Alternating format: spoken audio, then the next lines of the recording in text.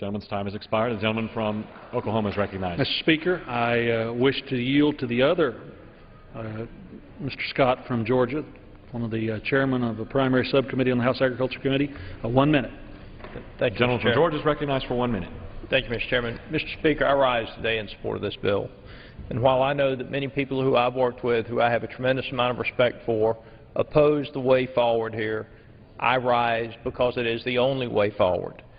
Throughout this entire process, there were many things that we agreed on. The agricultural industry needs certainty.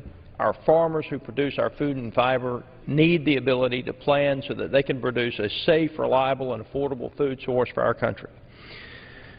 I know that many of us who are on the committee would have preferred that the last bill pass. I, too, would have preferred that it pass. But as a small business owner, I can attest to the importance of having the ability to plan. And if we're able to get these titles that we agree to, these 11 titles that we agree to, passed and into law, then our farmers will have that ability. I rise to ask for your support of this bill. I appreciate being a part of the process. The farms and families in this country need the certainty of this agricultural policy, and I ask that you support the bill. Thank you, and I yield the remainder. Gentleman from Speaker, Minnesota. I'm now pleased to yield 1 minute to the gentleman from California, Mr. Costa. The gentleman from California is recognized for 1 minute. I thank the gentleman from Minnesota. Ladies and gentlemen, the Farm Bill usually is one of the most bipartisan things we do around here, but not today. Even though many of my colleagues, unlike myself, were not farm kids, I assumed that they could tell the horse's head from the horse's rear, but they're totally backwards on this one. Last night we received notice that previously an unreleased farm bill was going to be sprung to the floor today. What about regular order? This stunt makes a mockery of Chairman Lucas and Ranking Member Peterson and the committee's work over the last year and a half. Farmers, ranchers, and anyone who believes in government transparency must be shaking their head. There they go again. Once again, the majority have chosen to make everything we do around here partisan. And this is one of the least likely partisan persons you're going to talk to. Unlike many of my colleagues on this side of the aisle, I supported the Farm Bill 2 weeks ago when it failed. I supported it because I thought we ought to move the process forward.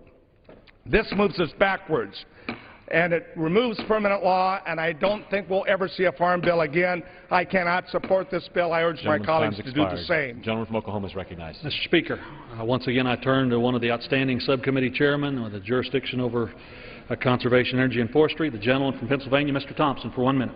The gentleman from Pennsylvania is recognized for 1 minute. Mr. Speaker, passage of a new farm bill is long overdue. The House Agriculture Committee has spent 4 years, held dozens of hearings, and countless hours preparing for this farm bill. Plain and simple, the committee-passed bill, which was recently considered by this body, made substantial reforms to agriculture programs. It eliminated more than 100 programs and reformed outdated, costly, and ineffective programs. The committee-passed bill would have saved taxpayers over $40 billion, with half of the savings coming out of the farm programs. The bill before us today repeals the outdated farm programs that we don't need and we can't afford. Direct payments, counter-cyclical payments, the average crop revenue election, or the ACRE program, the Supplemental Revenue Assistance Program, or SHORE program, all repealed in this bill. We get rid of many costly subsidy programs and replace them with free market model risk management. For the sake of our nation's farmers and ranchers, and also for all citizens who rely on the safest, most affordable, and highest food quality food, I rise in support of the legislation and strongly encourage my colleagues to do the same. Thank you. The gentleman yields back. The gentleman from Minnesota is recognized. Speaker, I now yield 2 minutes to the gentleman from Minnesota, Mr. Walz. The gentleman from Minnesota, Mr. Walz, is recognized for 2 minutes. Thank you, Mr. Speaker, and thank the ranking member. I come from a proud agricultural family. I proudly represent a strong agricultural district in the heartland in southern Minnesota. I'm a proud ranking member on the subcommittee and the House Agriculture Committee, and I'm proud to call both the ranking member and the chairman my friend. I am not proud of what you're seeing here today. The disrespect shown to this hallowed ground by hatching this abomination in the middle of the night and forcing it here because of extremist elements is the reason that the American people think higher of North Korea than they do of this body. And I can tell you, as people are listening today, Mr. Speaker, they're going to say it's more of the same. They said, he said, Democrats, Republicans, whatever. Don't listen to me. Listen to this book full of people who said this is wrong. American Farm Bureau Federation, National Farmers Union, American Soybean Association, National Association of Wheat Growers, National Milk Producers, National Rural Electric Cooperative, Ducks Unlimited, Pheasants Forever, AgriBank, AgStar, Financial Services, Isaac Walton League, National Catholic Rural Life Conference, Renewable Fuels Association, First Farm Credit Services, Advanced Biofuels, Ag Georgia, Ag Heritage, AgriBank, Agriculture Council of Arkansas, Agricultural Energy Coalition, Ag Carolina, Ag Country, Ag First, Ag Star Financial, Ag Texas, Alabama Dairy Producers, Alabama Farmers Cooperative, American Agricultural Movement, American Association of Crop Insurers, American Association of Veterinary Laboratories, American Bankers Association, American Coalition for Ethanol, American Crystal Sugar, American Farmland Trust. I may need more time. I'm on the A's. American Fruit and Vegetable Processors, American Forest Foundation, American Honey Producers, American Public Works Association, American Sugar Beet Growers, American Agricultural Coalition, Arizona Farm Bureau Federation, Arkansas Farm Bureau, Arkansas Farmers Union, Association of American Veterinary Medical Colleges. It goes on and on and on. Listen to the public. Listen to your constituents, reject the extremism, and I'm one of the 24 who put my money where my mouth is and voted for a bipartisan bill. This is wrong. I yield back. Gentleman from Oklahoma is recognized. Mr. Speaker, I yield to the gentleman from Michigan, Mr. Benishek, 1 minute. The gentleman from Michigan is recognized for 1 minute. Mr. Speaker, today I rise in support of H.R. 2642, the Farm Bill. Like many of my colleagues in this body, I'm honored to represent a district with deep agricultural heritage. Because I'm a doctor by trade, not a farmer, it was important to me to get to know the farmers in my district over the last 3 years. As I traveled around the 1st District, nearly every producer I meet with stresses the importance of passing a long-term farm bill. The programs in the Farm Bill are important to keeping our farmers in business with some certainty. I know some will say this bill isn't perfect, some want more reform, some would like more spending, some would like less. Well, I urge all of you to strongly consider moving 2642 forward. We have one thing in common. We all need to eat. Our country is the breadbasket of the world. Let's keep that in mind and remember our farmers who produce our food here today. Mr. Speaker, I urge my colleagues to support this bill and yield the remainder of my time. The gentleman yields back. The gentleman from Minnesota is recognized. Speaker, I'm pleased to yield 1 minute to the gentleman from Vermont, Mr. Welch. The gentleman from Vermont is recognized for 1 minute. I thank the gentleman. This is not a farm bill. This is a leadership-designed train wreck. We had a farm bill. It was bipartisan. It saved money. It provided farmers with more security. It provided conservation and a way forward. What instead we have is a result of the failure of the leadership to work with their committee chair, where they came on this floor and they unraveled intentionally, deliberately, and regrettably, effectively, a compromise that was reached by Republicans and Democrats who dealt with tough issues. America needs a farm bill, not something that is designed for political consumption and for farm failure. I yield back.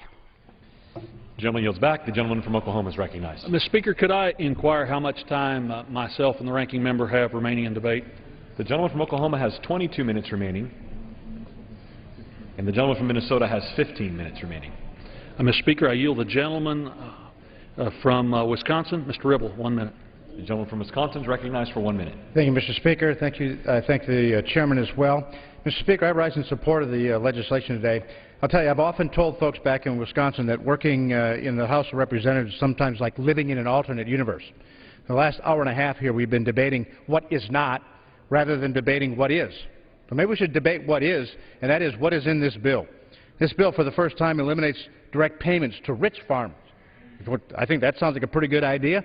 We eliminate them by $14 billion. And, you know, we remove subsidies to people who no longer farm. I think, well, that sounds like a pretty good idea. For Wisconsin, America's dairy land, we fix our nation's dairy policy. Well, that sounds like a pretty good idea as well. And we fix foreign policy. We fix forestry problems and improve timber harvest. So we stop the brain drain that's been going on in our national forests.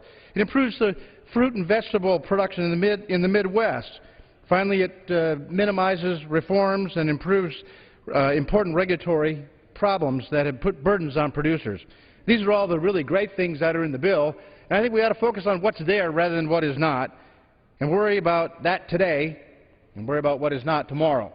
And with that, I yield back. Gentleman's time's expired. The gentleman from Minnesota is recognized. Speaker, I now yield 2 minutes to the gentleman from Oregon, Mr. Schrader. Gentleman from Oregon is recognized for 2 minutes. Thank you, Mr. Chairman, Mr. Speaker.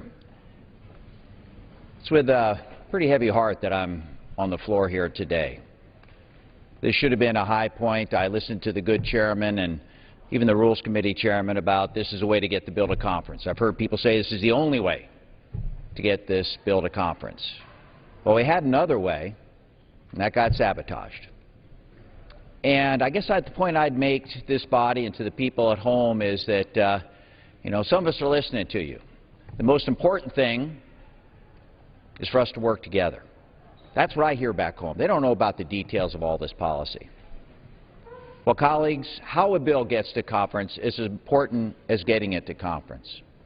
Doing it with one party, ramrodding it through, without listening to half of America, that's just wrong. This is anathema to what America wants to see happen. We are ceding our authority to the Senate and to the President. The Senate will never take this up. The President has said he will veto this bill. Why not go back and work together? That was the message of 2 weeks ago. We got it wrong. That's the legislative process. It's not pretty. We should have gone back and worked together. As you've heard, Democrats are willing to work with our Republican colleagues for a good piece of legislation. I'm proud of American Farm Bureau, National Farmers Union, and others who still oppose this bill because we're not working together. This is a travesty, and they recognize it. American agriculture is under siege. World economy, global competition, it's gotten scary out there. Now they're under siege from their own Congress. Colleagues, that's unacceptable to all of us. We can do better. America deserves better. I ask my colleagues to research and check into their hearts, vote their conscience, search their moral compass. Let's work together to defeat this particular bill. Gentleman yields back. The gentleman from Oklahoma is recognized. Mr. Speaker, I yield to the gentleman from Illinois, Mr. Davis. 2 minutes. The gentleman from Illinois is recognized for 2 minutes. Thank you, Mr. Speaker, and thank you to my colleague from Oklahoma for his leadership on this issue, because, Mr. Speaker, I rise today in support of this farm bill. You know, Mr. Speaker, one thing I've learned in my 6 months here in Washington is that the farm bill has not been easy. It's been a 3-year saga, but I was proud to help produce a strong, bipartisan farm bill out of committee. 3 weeks ago on this very floor, we had a farm bill that cut $40 billion, including direct payments. It kept crop insurance as a key risk management tool. It made common sense reforms to a food stamp program that helps feed those who need a hand up. But unfortunately, a majority of my friends on the other side of the aisle and a minority of folks on my side said no. I came here to govern, and this bill includes an amendment I authored to help family farmers by giving agriculture a seat at the table when EPA considers regulations that affect our producers. Today is another opportunity to govern and to get to conference so we can iron out our differences as reasonable people. If we fail today, I'm not sure we'll get another chance. And reverting back to 1940s law or getting into a perpetual cycle of 1-year extensions is not an option. Some of us are blessed to represent districts with amber waves of grain, but even if you don't, everyone is impacted by the Farm Bill. All one needs to do is to go to the rotunda a few steps away from here and look up at the apotheosis of Washington. It depicts a scene that makes this country great, and that is American agriculture. This vote is about helping our family farmers. It's about providing certainty to the ag economy so that the men and women employed in agriculture can survive and thrive, and our family farmers can continue to feed the world. Let's move this process forward today by cutting $20 billion and preserving crop insurance as a vital safety net for the many producers in central Illinois and southwestern Illinois who produce the food we eat so that our farmers can continue to feed the world. I ask my colleagues for their vote on this bill today, and I yield back the balance of my time. The gentleman from Illinois yields back. The gentleman from Minnesota is recognized. Speaker, I'm now pleased to yield 2 minutes to the gentlelady from Ohio, Ms. Fudge. Thank you very much. The gentleman from Ohio is recognized for 2 minutes. Thank you so much, and thank you, Mr. Speaker. I thank the gentleman for yielding. You know, Mr. Speaker, I've listened to this debate over the last, actually, month since I'm a member of the Committee of Jurisdiction, and I have listened to my friends my Christian friends, my religious friends talk about their hearts. I want every one of them that goes to the prayer meetings and to all of the things that they do here every week to go and see how many times poor is mentioned in the Bible, how many times hungry is mentioned in the Bible. Because if we are to say today that feeding hungry children and seniors and veterans and the disabled are relegated to being extraneous, we are not who we say we are. It is a sad day for America and this country when we want to separate farmers from food and the people they feed. We are going down a path of no return, and I urge that everyone who believes that they are a Christian to vote no on this bill. The gentlelady yields back. The gentleman from Oklahoma is recognized.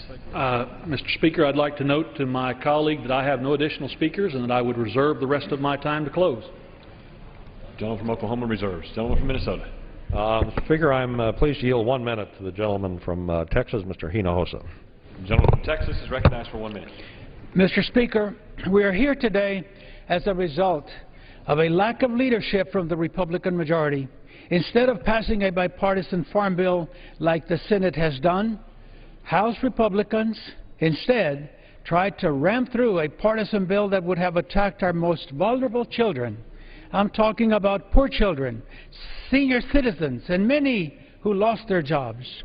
When that bill failed, instead of reaching out to Democrats to craft a bipartisan bill that can easily pass, like every farm bill has for the past 40 years, they have resorted to this desperate tactic. By removing the reauthorization of the food stamp program from the bill, they are doing what they have wanted to do for years, completely gut the program, leaving millions of hungry children without nowhere to turn. Their heartless action today on the House floor of the nation's capital will increase poverty and hurt the weakest amongst us. Nearly 1 in 5 children suffer from food insecurity. I need 30 seconds. This bill is an embarrassment and should be voted down. Gentleman's time has expired. The gentleman from Oklahoma continues reserved. The gentleman from Minnesota is recognized. Speaker, I yield to the gentleman from North Carolina for unanimous consent. The gentleman from North Carolina is recognized. Mr. Speaker, I ask unanimous consent to revise and extend my remarks in opposition to this bill because it injures and makes it impossible for children in my congressional district to be fed. It makes it impossible for poor veterans to be fed. It disconnects the farm policy from nutrition, which has been at play forever and a day in this country, and I cannot support the bill. Is there objection? Without objection, the gentleman from Minnesota's time will be charged. Mr. Speaker, I make a point of order that that is not a proper ruling. It did not constitute debate. It was simply a unanimous consent request, and I do not believe this is a proper ruling of the chair. As the chair ruled earlier today, it is not in order to embellish a unanimous consent request with debate. When such a request extends into debate, the yielding member is charged. Mr. Speaker, I appeal the ruling of the chair. In the opinion of the chair, the request of the gentleman contained debate. The point of order is overruled. The gentleman appeals the ruling of the chair. I appeal the ruling of the chair. Mr. Speaker, I move to lay the appeal on the table. The question is, shall the decision of the chair stand as the judgment of the House? For what purpose does the gentleman from Oklahoma seek recognition? Mr. Speaker, I move to lay the appeal on the table. The question is on the motion to table. Those in favor will say aye. Aye. Those opposed, no. In the opinion of the chair, the ayes have it and the motion is adopted. Mr. Speaker, I ask for a recorded vote. Does the gentleman ask for the yeas and nays? Yes, I do. The yeas and nays are requested. Those favoring a vote by the yeas and nays will rise, a sufficient number having risen. The yeas and nays are ordered. Members will record their votes by electronic device. This will be a 15-minute vote.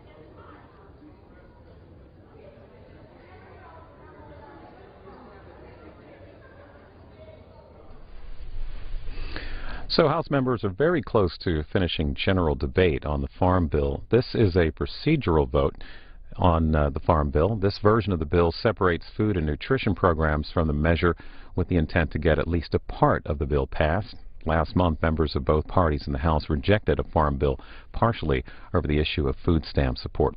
So this is a 15-minute vote. We expect a vote on final passage to come sometime today. While voting is underway, Minority Leader Nancy Pelosi held her weekly briefing earlier today. She talked about immigration, the Farm Bill, congressional oversight of U.S. intelligence operations, and the administration's decision to delay the employer mandate, which is included in the health care law.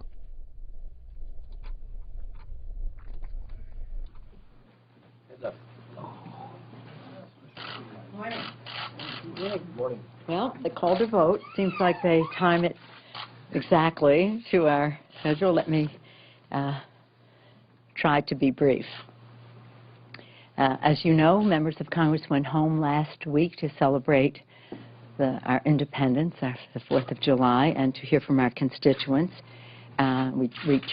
Bringing their concerns back. We have only to report that 190 days have passed since the start of the 113th Congress, 110 days since the Senate passed a budget.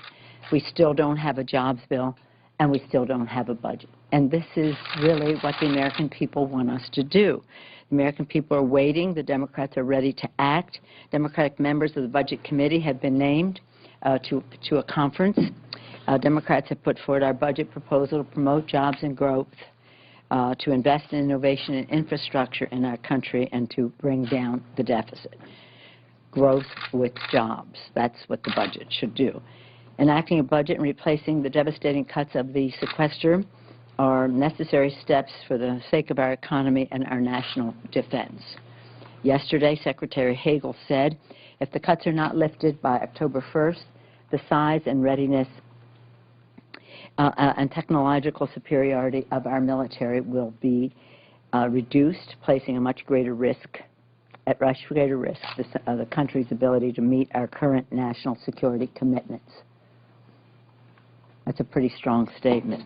It's time to engage in fair and open debate on our priorities and enact a budget that replaces the sequester, reduces the deficit, creates jobs, strengthens the middle class, and takes us into the future. It's a stunning thing that we have no jobs bill and we have no budget after the Republicans have said we are going to, we want regular order on the budget 110 days since the regular order in the Senate has moved forward. You might be interested in comprehensive immigration reform. Yesterday was a significant day in the cause of comprehensive immigration reform, so far anyway. President George W. Bush urged a positive resolution to the debate and expressed hope that we keep a benevolent spirit in mind and we understand the contributions immigrants make to our country. I've said over and over again that President Bush had been the best on immigration. He understood it intellectually. He believed in it. As a former governor of Texas, he had knowledge about why it would really be important, and unfortunately, he couldn't convince his own party of that when he was president. Yesterday also was a White House report which said that immigration reform will strengthen the economy, create jobs, boost growth, raise wages, increase productivity, reduce the deficit, and strengthen Social Security. Yet again, some other reasons why we should be passing a bill. President Obama met with members of the Congressional Hispanic Caucus to discuss a way forward on immigration reform.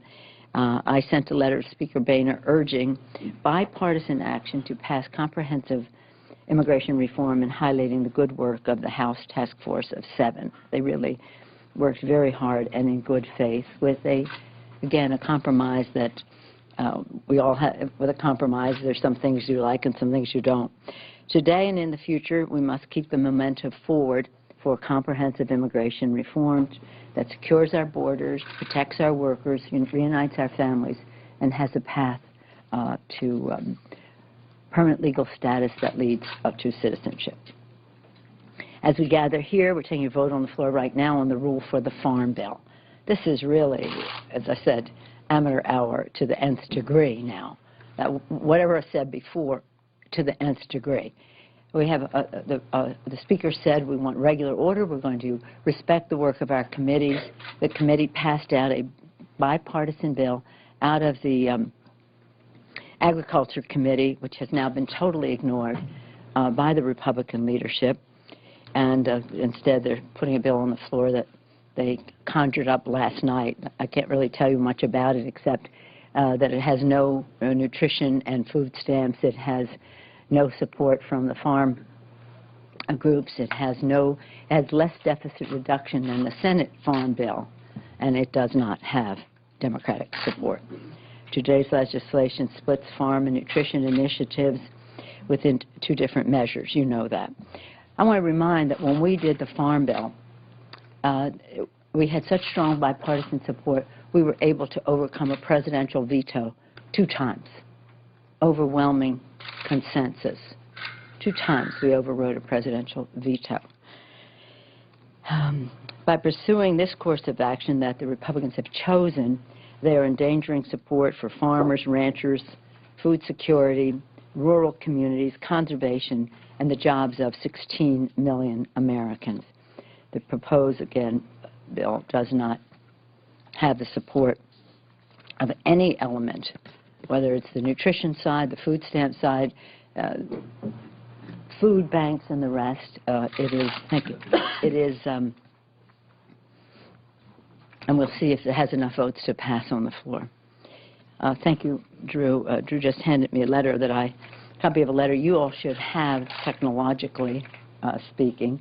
It's a letter to the chairman of the Privacy and Civil Liberties Oversight Board highlighting critical concerns in need of agency's immediate review. In recent weeks, various news reports, as you know, about our intelligence community have underscored the need to ensure government activities uphold our obligations to protect our national security, for sure, but also to preserve privacy and civil liberties. That balance, again, is the great balance of America. In 2007, Democrats empowered the privacy and civil liberty. When the Patriot Act was passed, after it passed, there were concerns, and some of us were insisting that there be this Privacy and Civil Liberties Board. It was passed, but under those circumstances couldn't be as strong as we would like. When we got the majority, H.R. 1, the first bill that Democrats put on the floor as a Democratic majority, was to enact the recommendations of the 9/11 Commission, one of which was the strong Privacy and Civil Liberties Board. We had a beginning of it before, but now this would strengthen it with greater tools to increase oversight, accountability, and transparency for our national security strategies. Again, I've sent this letter, and it really addresses 4 points: whether the executive and judicial branches are interpreting our laws in a manner consistent with congressional intent and with expectations for the protection of America's privacy and civil liberties. I call to their attention legislation introduced by Chairman Conyers, which is a reflection of concerns that Democrats have raised about this issue over time. That it be relevant. Well, what does relevant mean? How broadly do you interpret that? Greater transparency we're insisting upon for the FISA courts operation. Adam Schiff has legislation to this extent, understanding of FISA court decisions and cases. Why can't some of that be made known, at least after the fact? And during the fact, whether the government should use new technologies to more effectively balance our security and privacy. Let's just subject this to some scrutiny. Is it worth what we need to do to get the information to protect the American people? Congress will continue to perform its oversight functions and work with the board and other agencies to meet our first responsibility to protect and defend. That is the American people, but also their liberties contained in our Constitution. With that, I'd be pleased to take any questions you may have. I'm just trying to see what the clock is on this. Pretty good. Yes, sir. Republicans have been discussing the idea of delaying the individual mandate to line up with the delay that in the mandate for employers for health care. Do you think that there's any virtue in delaying the individual mandate so it lines up with... Absolutely not. I don't think it's virtuous at all. In fact, the point is that the mandate was not delayed. Certain reporting by businesses that could be perceived as onerous, that reporting requirement was delayed, and partially to review how it would work and how it could be better. It was not a delay of the mandate for the businesses, and there shouldn't be a delay of the mandate for individuals. Senator, you indicated that... Now, let me, you, please. On the, you talked about oversight of FISA and some of these intelligence issues and things here.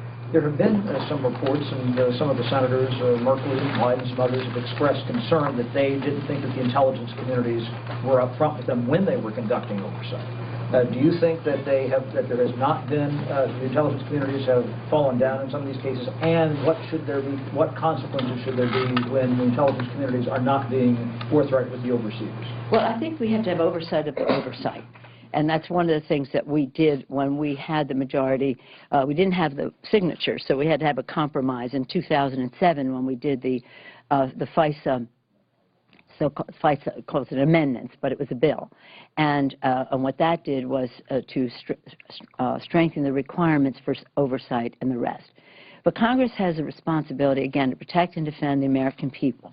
Congress has a responsibility to fund operations that do just that. Congress needs the information in order to properly conduct its to honor its responsibilities, and we need to know how the balance between security and liberty and privacy are respected. So I believe that, you know, I've had, as you probably know, for more than a dozen years, an ongoing conversation about what the administration, including Democratic and Republican administrations, what the administration, we say that they are custodians of intelligence, but not owners, and that they need to share much more of that information with us.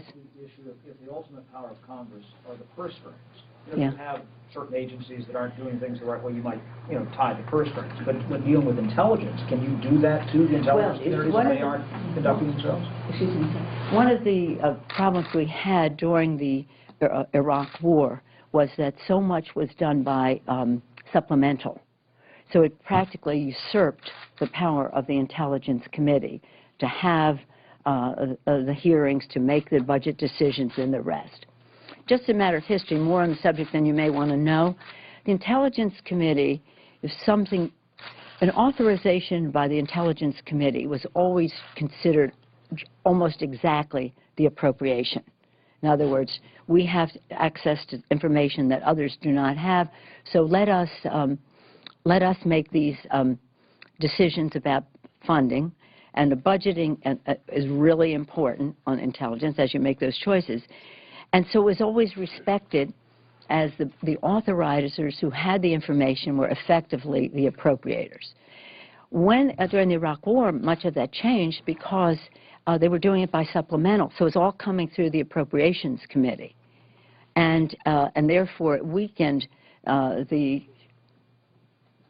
don't want to say the power, but yeah, weakened the authority of the Intelligence Committee. We had to return to regular order so that the people who were getting the information about what our challenges were, what our possibilities were, whether it was technologically, whatever it happened to be, judging what our overarching issues were, what the priorities were, what the President's priorities were, whoever the President might be, that we can make those decisions. So that's one of the reasons that the 9/11 Commission recommended that there be a joint House and Senate committee on this. We couldn't get the Senate to go along with it, but what we did create was a committee that was appropriators and intelligence members working together. So you had all the intelligence information to impact more strongly on, and the staffing that goes with it to impact on the appropriation. So for these and other reasons, whether it's budget, whether it's priorities, whether it's civil liberties and privacy and the rest of it, congressional oversight is very, very important, and you cannot do it effectively unless the information is clearly shared in order to do that. Yes, ma'am.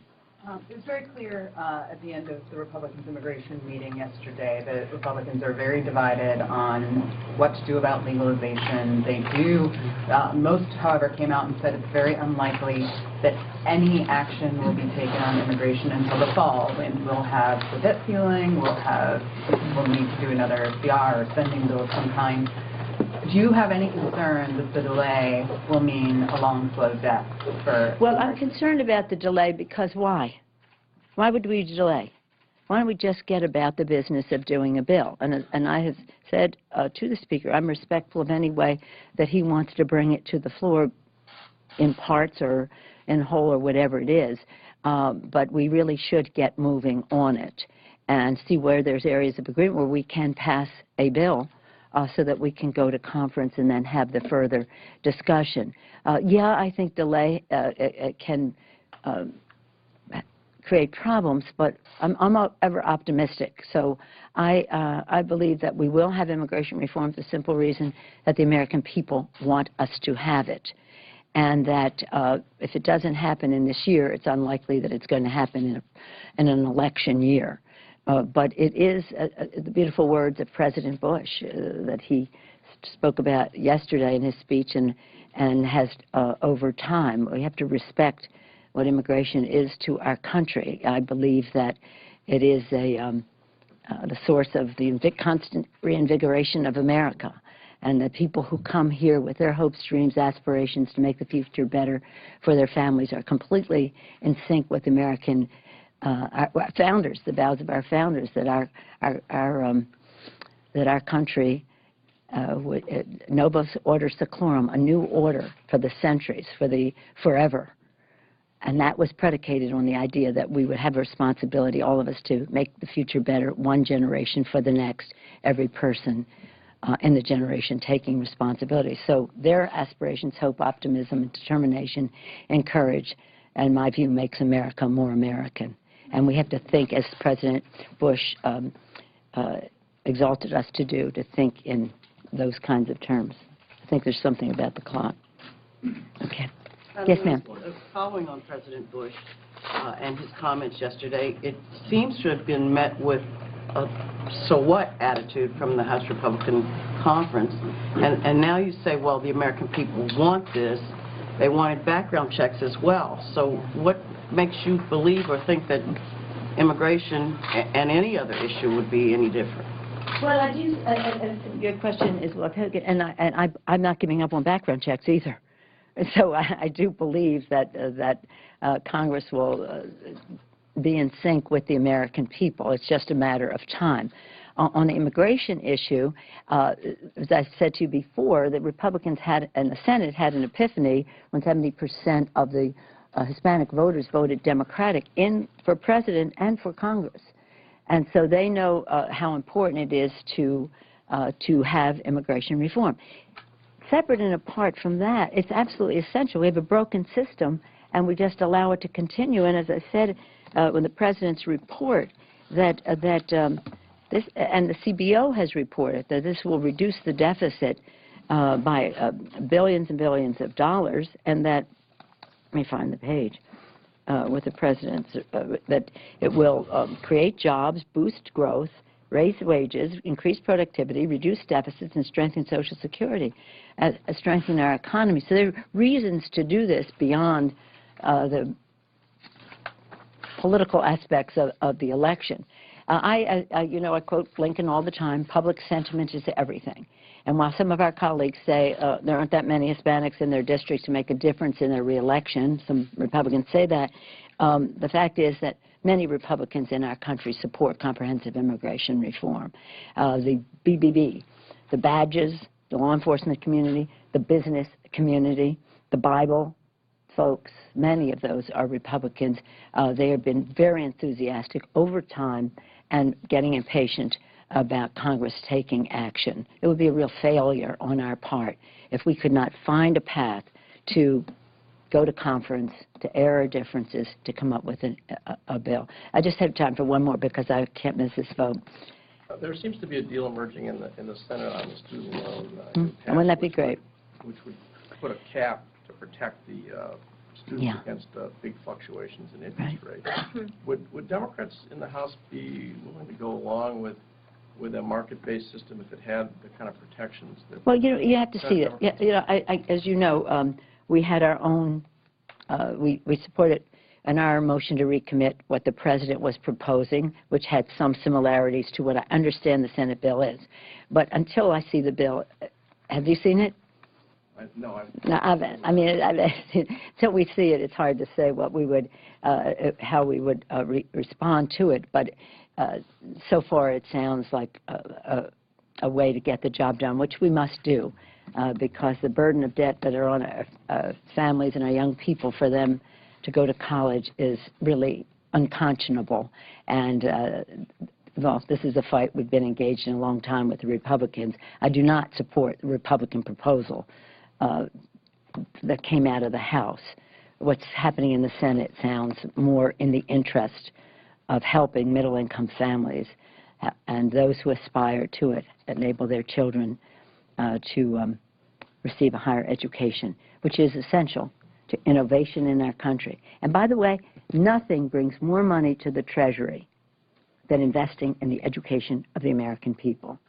So while I know they have some money concerns that they're going back and forth with on the Senate too, remember, nothing you can come up with brings more money to the Treasury than the early childhood, K through 12, higher education, postgraduate, lifetime learning.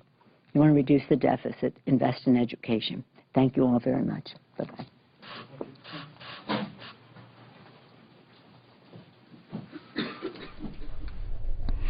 And live again on the House floor, where members are voting on a procedural motion in the midst of debate on the Farm Bill. This is a revised version of the bill that splits out the food and nutrition programs that were hard for opponents of the bill to swallow when the bill failed last month. There is further general debate expected on the bill after this vote, and then we expect a vote on final passage. The Senate is also in session today, continuing debate on legislation aimed at addressing this month's doubling of student loan interest rates from 3.4 to 6.8%. Lawmakers apparently reached agreement on a proposal last night, although votes on the measure may not come until next week. Senators right now in a break for party lunches to discuss Senate rules.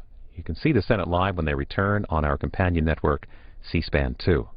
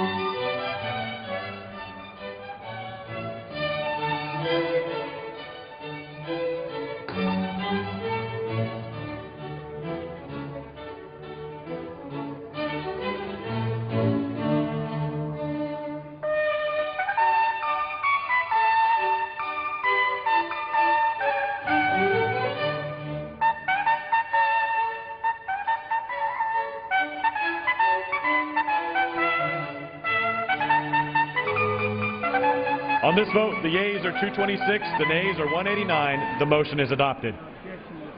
Without objection, the motion to reconsider is laid on the table. Gentleman from Oklahoma. Mr. Speaker, I ask unanimous consent that all members may have 5 legislative days in which to revise and extend their remarks on the bill H.R. 2642. Without objection.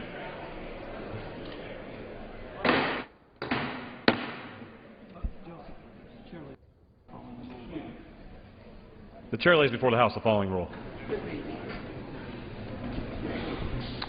H.R. 588, an act to provide for donor contribution acknowledgments to be displayed at the Vietnam Veterans Memorial Visitor Center and for other purposes. The gentleman from Oklahoma is recognized. Mr. Speaker, I note to my colleague I have one additional one-minute speaker, then I'll reserve the rest of the time to myself. With that, Mr. Speaker, I'd like to yield to the gentleman from Arkansas, one of my subcommittee chairmen, Mr. Crawford. 1 minute. The gentleman from Arkansas is recognized for 1 minute. Thank you, Mr. Speaker. I'd also like to thank Chairman Lucas for his extraordinary leadership throughout this trying process. I'm pleased to say we're at one step closer to providing our ag producers the certainty that they need to accomplish their goals through a 5-year farm bill.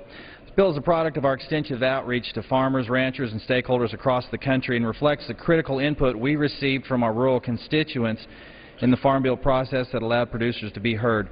The Ag Committee held more than 40 Farm Bill hearings in Washington and across the countryside.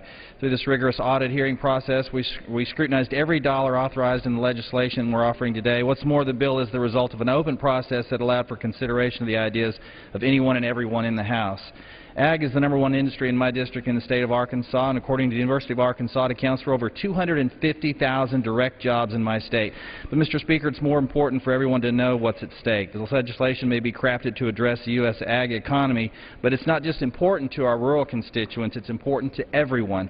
I've always said that if you eat, you're involved in agriculture, and I'd ask my colleagues to think about that. Even if you don't have ag interest or production in your district, every single one of our constituents depend on it. I yield back. The gentleman's time has expired. The gentleman from Minnesota is recognized. Speaker, I now yield 1 minute to the gentlelady from Washington, Ms. Delveni. The gentlelady from Washington is recognized for 1 minute. Thank you, Mr. Speaker. I rise with great disappointment today. It's a shame that the House has allowed the Farm Bill to get to this point. We should be voting on the bipartisan bill the Agricultural Committee passed and I supported, not this bill. This bill that's been hijacked by divisive politics and is simply not good enough. It's not good enough for our farmers because reforms that would have protected Washington State's dairy farmers and consumers have been stripped out. It's certainly not good enough for the millions of working families, seniors, and children who count on nutrition programs and have been excluded from this bill. And it's not good enough for this country. Our constituents sent us here to work across the aisle to deliver results. This bill is certainly not what they had in mind. While I appreciate the funding for specialty crops, which I fought hard for, it's in this bill. This is the wrong way to conduct agricultural policy for the future. Our country's farmers and families deserve a farm bill that works for everyone. Instead, they've been given this. I'm incredibly disappointed today, and I urge my colleagues to join me in voting no. I yield back. Gentlelady yields back. Gentleman from Minnesota. I now yield 1 minute to the gentleman from Minnesota, Mr. Nolan. The gentleman is recognized for 1 minute. Mr. Speaker, I rise in opposition to the bill because it violates a decades-old principle that has brought rural people and urban people together to help protect them from the vagaries of life and weather and circumstances. It brought farm producers together to help meet the food and nutrition needs of hungry people here in this country and all over the world. It's one of the best things we've ever done. And this bill violates that fundamental, noble principle of bringing people together for a noble cause, feeding hungry people and encouraging the production of food and nutrition. Mr. Chairman and members of the committee, please vote this bill down. Gentleman yields back. Gentleman from Mr. Minnesota. Speaker, could I inquire how much time is remaining? The gentleman from Oklahoma has 18 minutes remaining. The gentleman from Minnesota has 8.5 minutes remaining. Thank you, Mr. Speaker. I now recognize the gentleman from Texas, Mr. Gallegos, for 1 minute. The gentleman from Texas is recognized for 1 minute. Thank you, Mr. Speaker. I spent 20-some years learning the process, working my way through the process of the Texas legislature, and I can tell you that this process is worse. And it's worse in the sense that so much time and effort went forward by Mr. Lucas and the ranking member, Mr. Peterson, to craft a very carefully done bipartisan product. It came to the floor, and people who had no intention of voting for the bill in the first place we're suddenly allowed to amend it. And what we have today is a product that has jettisoned the nutrition part of that bill. And so when we do that, we jettison the women and the children and the elderly and the families who depend on that part of the bill. 98% of the households who take SNAP in the district that I represent are elderly or kids, and they're jettisoned entirely in this process. This process isn't supposed to work this way. It's supposed to be bipartisan. It's supposed to be a product that is carefully crafted by the committee chair and the ranking member working together. It's unfortunate that it's come to this, and I simply cannot support a bill that jettisons our kids and jettisons our elderly. The gentleman yields back. The gentleman from Minnesota. Speaker, I now am pleased to yield 1 minute to the gentleman from New York, Mr. Maloney. The gentleman from New York is recognized for 1 minute. Thank you, Mr. Speaker. I rise not to speak about the food assistance program. Others have done that eloquently. But as one of 90 new members of Congress, one of 15 freshmen on the Agriculture Committee, one of 36 members, bipartisan members who voted this bill out of committee to bring it to the floor. We did so not because we agreed with everything in it. In fact, many of us disagreed very strongly with things in this bill.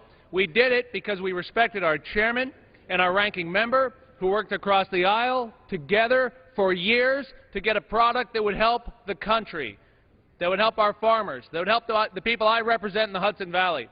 And what we have watched on this floor is the sabotaging and the undoing of careful bipartisan work. And the result, once again, is paralysis. 500 farm groups are supporting the defeat of this bill. Don't tell me it's good for farmers. Everyone who cares about food assistance for kids is opposing this bill. Don't tell me it's good for food stamps. And your own conservative groups, the most conservative groups, are opposing this bill as a big spending bill. Don't tell me it saves the taxpayers money. We came here to get results.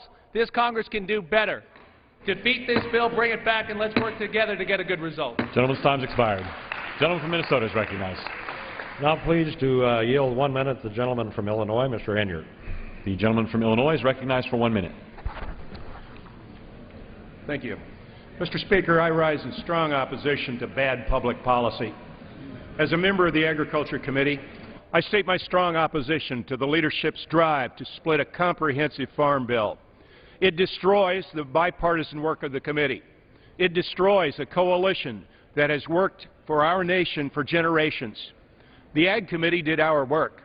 We didn't agree on everything, but we achieved a compromise bill that was brought to the floor. I voted to keep this process moving and to get a bill signed into law. I am stunned that so many in the majority party could not support the bill after the draconian nutrition cuts they insisted upon. In representing Southern Illinois, I represent the two groups that need comprehensive legislation the most: our agriculture community and the 100,000 citizens out of 700,000 citizens who live in poverty in Southern Illinois. This approach puts both groups in jeopardy. I cannot support that. I urge my colleagues to vote no. I urge the House leadership to get serious, to stop playing foolish games with our farm economy and with our working poor. Thank you. Gentleman's time's expired. The gentleman from Minnesota is recognized. Speaker, I'm now pleased to yield 1 minute to the gentleman from California, Mr. Farr. The gentleman from California is recognized for 1 minute. Thank you for yielding. I'm the ranking member on the Ag Appropriations Committee, and I'm very proud that the USDA was founded by Abraham Lincoln. This bill essentially destroys agriculture in the United States because we grow food to feed people, and the USDA is responsible for both sides of that equation. This bill now just turns it into growers. My growers are there for the purpose of feeding people, and now we knock out all the people that need the food. This is ridiculous. This is not agriculture. This is not farming. This is destruction. This is divide and conquer. When you take away the people that need the food, you take away the purpose of agriculture. The best way to give the food back is to defeat this bill. Gentleman yields back. The gentleman from Minnesota is recognized. Speaker, I'm now pleased to yield 30 seconds to the gentleman from Michigan, Mr. Kildee. Gentleman from Michigan is recognized for 30 seconds. Thank you, Mr. Speaker. I'm new here, but if there's one thing I've learned, this is not what we were sent here to do. A member from the other side during the rules debate asked me if our side understood that nutrition programs were not in this bill. Well, absolutely we understand it. The great value of the bipartisan farm bill has been the balance of support for our nation's family farms and the products that their labor produces in providing nutrition for those of us of greatest need. I've heard this is the only way forward. Time and time again I've heard that. Says who? I thought we were the Congress of the United States. I urge my colleagues to join me in voting no on this bill. Gentleman's time's expired. The gentleman from Minnesota is recognized. Speaker, now yield to the gentlelady from Florida, Ms. Brown, for 1 minute. The gentlelady from Florida is recognized for 1 minute.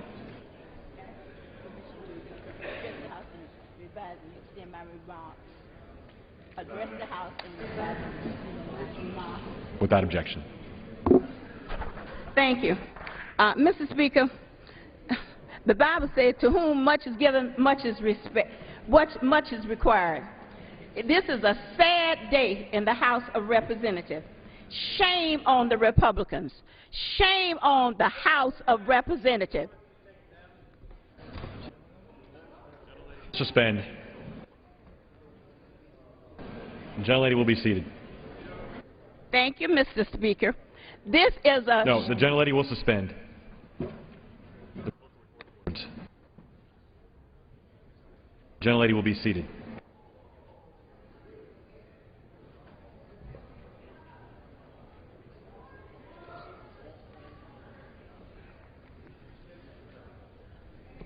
Excuse me? What did I say that was incorrect? Shall suspend. The not recognized. I was recognized for a minute. Are you saying I do not have my minute? The gentlelady. Parliamentary inquiry, please. Mr. Speaker, a parliamentary The inquiry. gentlelady will state her point of parliamentary inquiry. Thank you, Mr. Speaker.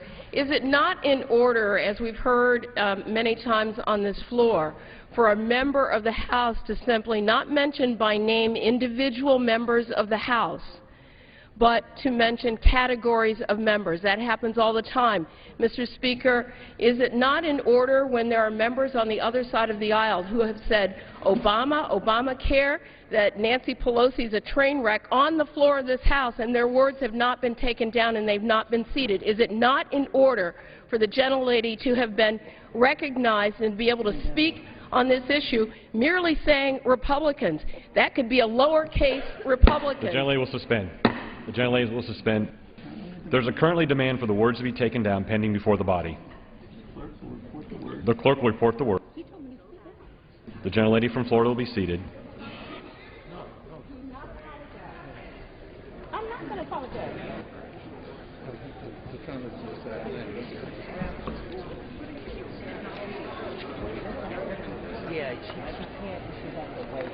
Mr. Speaker, point of parliamentary inquiry. Mr. Speaker, is it in order to appeal your ruling? The chair will advise the gentleman there's been no ruling.